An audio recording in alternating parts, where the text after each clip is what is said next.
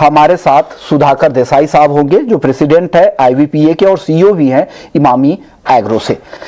तो edible oil पे खबर क्या है? एडिबल ऑयल पर खबर यह है कि सरकार ने खाद्य तेल कंपनियों को आदेश दिया है कि वो अगले 10 दिनों में 8 से 10 रुपए प्रति लीटर तक दाम घटाएं, क्योंकि जिस तरह से इंटरनेशनल मार्केट में दाम घटे हैं उसका फायदा ग्राहकों को मिलना चाहिए और त्योहारी सीजन में इसका फायदा मिलना चाहिए। चलिए, इस पर बात करने के लिए देसाई साहब हमारे साथ बने हुए हैं। सर, स्वागत है आपका ईटी नाउ स्वदेश पर। सर, कल एक बड़ी बैठक हुई, ये 2 महीने में लगातार तीसरी बैठक थी सरकार की तरफ से। क्या अब दाम घटाने की जगह बची हुई है और आप लोगों की क्या तैयारी? क्योंकि जिस तरह से करेंसी भी कमजोर हो रहा है, वापस से करेंसी में आज कमजोरी दिख रही है। ऐसा तो नहीं कि भाव इंटरनेशनल मार्केट में जो कम हो रहे हैं उसकी भरपाई करेंसी कर दे रहा है। ऐसे में आप लोगों के पास कितना रूम है? क्या दाम आप लोग घटाने वाले हैं? देखिए, तो जनरल गवर्नमेंट ने अच्छा रिव्यू किया है। नॉर्मली रेगुलर मीटिंग ही है तो सारी मेंबर्स से। तो जैसे अभी in comparison with let's say month एगो, तो सारे मेंबर्स ने बाय 7-8 जुलाई इटसेल्फ 31-35 रुपए कम कर दिया था पर लीटर। फिर सारे मेंबर्स ने देखते हुए, पूरा हालत देखते हुए बताया कि अभी और एक 7-10 रुपए का कमती किया है। कुछ लोगों ने किया है, कुछ लोग आज कल में करने वाला है। तो 1 महीने में सब सारे प्लेयर्स मिला के, कि देखिए कॉम्पिटिटिव इंडस्ट्री है और इंपोर्ट का जो कॉस्ट है ये इंडिया में तो रिफ्लेक्ट इवेंचुअली हो ही जाएगा। तो कम से कम 50 रुपए overall in a month reduction is steep, that tantamount to nearly 25-27%। और एक 10-15 दिन में जो हाई प्राइस कॉन्ट्रैक्ट जो पाइपलाइन में है पूरा डीलर्स के पास, रिटेलर के पास, 30 से 40 रुपए ऊपर की दाम के जो स्टॉक्स है वो सब भी लिक्विडेट हो जाएगा 10 दिन में। तो ये कंज्यूमर्स के लिए रिफ्लेक्ट जरूर करेगा उसमें overall 50 rupees a litre. Okay, बिल्कुल। तो I think this is a comfortable situation right now as far as the consumers and markets are concerned. On top of it, क्योंकि प्राइसेस काफी गिरा है और ग्लोबल अनसर्टेनिटीज भी रह सकता है। आपको तो मालूम है पूरा मैक्रो डिस्टर्बेंसेस जिस तरीके से हुआ है, whether it was Ukraine crisis और इंडोनेशियन बैन और future any other crisis pertaining to Taiwan. तो ग्लोबल मार्केट को देखते हुए और इंडस्ट्री नीड्स को देखते हुए स्टॉक कंट्रोल्स को थोड़ा ईज आउट करना चाहिए। मतलब जितना सप्लाई चेन बड़ा रहेगा, जितना सप्लाई चेन में माल रहेगा उतना अच्छा ही है और प्राइसेस भी अट्रैक्टिव है एंड आगे फेस्टिवल्स डिमांड भी है। तो ये हमारा रिक्वेस्ट भी था which is actually being considered. तो ये स्टॉक कंट्रोल पे बहुत ज्यादा स्टॉक पर कंट्रोल करेंगे तो त्योहारी सीजन है तो पाइपलाइन में दिक्कत हो सकती है। और एक और अहम बात आपने कही, जो ऊंचे के भाव पर इन्वेंट्री अगर मैन्युफैक्चरर के पास है तो डेफिनेटली उन्हें पास ऑन करने में दिक्कत होगी। जब ऊंचे भाव की इन्वेंट्री उनके खत्म होंगे उसके बाद जब सस्ता इंपोर्ट हो गया, मैन्युफैक्चरर्स ने तो कर दिया, लेकिन डीलर्स और जैसे हम तो जानते ही है ना, तो बहुत सारे डीलर्स जो उठाते हैं माल, तो पुराने सौदा 20-25 दिन का सौदा लेके रखते हैं, तो वो सब निपट गया अभी। वो सब हो गया मार्केट के अंदर, अब्जॉर्ब हो गया। तो अभी से फिर और भी कम हो सकता है 20 डेज में, 10-15 दिन में ही।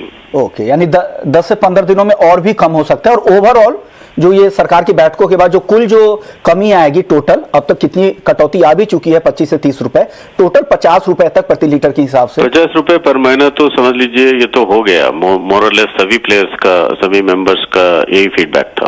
ओके, तो और कितना हो जाएगा? यानी टोटल 60-70 रुपए तक हो सकते हैं सर अब? नहीं, मेरे ख्याल से 50 रुपए जो नहीं, 50 ऊपर के टॉप ऑफ दैट सर बोलो, उसके ऊपर बोल रहा हूँ।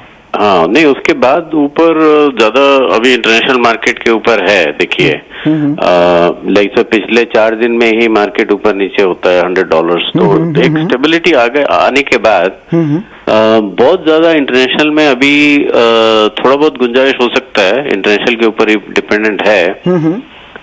हम 2-3 मेन फैक्टर्स को देखते हैं। अगर आप ग्लोबली अगर देखें तो यूएस वेदर का एक इन्फ्लुएंस बहुत बड़ा है। इंडोनेशिया ने सभी लोगों ने आपको बताया कि फ्रेट मार्केट बहुत टाइट है, उनको इंडोनेशिया से माल बाहर निकलना है लेकिन फ्रेट मार्केट टाइट है। लेकिन उसके बावजूद भी जो नॉर्मल एक्सपोर्ट्स इंडोनेशिया से हुआ करता था 2.5 मिलियन टन, वो जुलाई में हो गया। अगस्त में भी एक 3 मिलियन टन का एक्सपोर्ट वहां से हो जाएगा।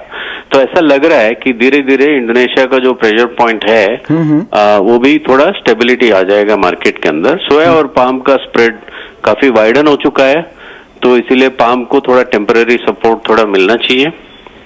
ओके। एंड ओवरऑल मलेशिया का पॉलिसी एकदम स्टेबल है। एंड यूक्रेन से माल थोड़ा स्टार्ट होने लगा, मेरे ख्याल से आजकल में एक पहला वेजल निकलेगा थोड़ा सनफ्लावर ऑयल का ईज आउट करने के लिए। ओके। तो overall good news is I think the consumer prices will be in control. Okay sir, consumer के लिहाज से तो अच्छी खबर है, मैं समझ गया सर कि राहत के लिए खबर है और आगे भी राहत कुछ और मिल सकती है, लेकिन क्या अब वहां से फोकस हटकर किसानों पर भी फोकस करना चाहिए? क्योंकि अगर आपको बुआई बढ़ाना है, अगर देश में उत्पादन चाहिए, तो डेफिनेटली यहां पर किसानों पर भी फोकस करना पड़ेगा और बेहतर भाव मिलेंगे।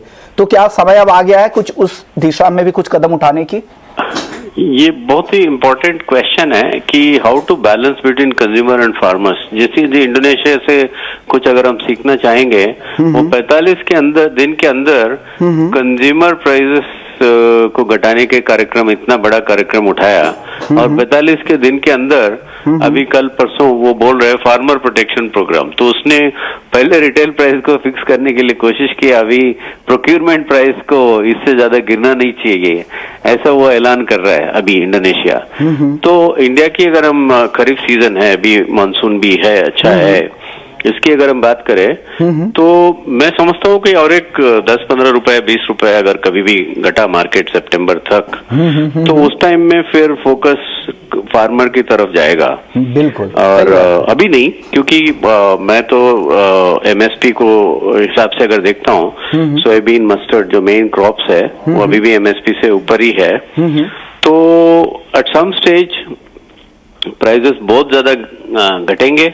जैसे अगर इंडिकेटर अगर आपको बता दूं, पाम ऑयल मान लीजिए 90 रुपए हो गया, आज के दिन में 110-15 जो भी है 110, तो 20 रुपए ऐसा घट गया, तो तब फोकस जरूर will shift from consumer to the internal farmer and domestic production. अभी नहीं, और थोड़ा स्कोप है। ओके, शुक्रिया सर, आपने वक्त निकाला हमारे लिए और पूरी डिटेल्स बताई। और ग्राहकों को अभी आने वाले समय में कुछ और राहत यहाँ से मिल सकती है, लेकिन जैसे जैसे दाम कम होंगे तो सितंबर तक हो सकता है कंज्यूमर से हटकर किसानों पर फोकस बढ़े, फिर वहां पर एक स्टेबिलिटी आएगी और फिर दाम ऊपर की तरफ भी जा सकते हैं, अगर किसानों पर फोकस बढ़ाना है, यहाँ पर उत्पादन को बढ़ावा देना है। शुक्रिया sir. Please like and subscribe IVPH channel.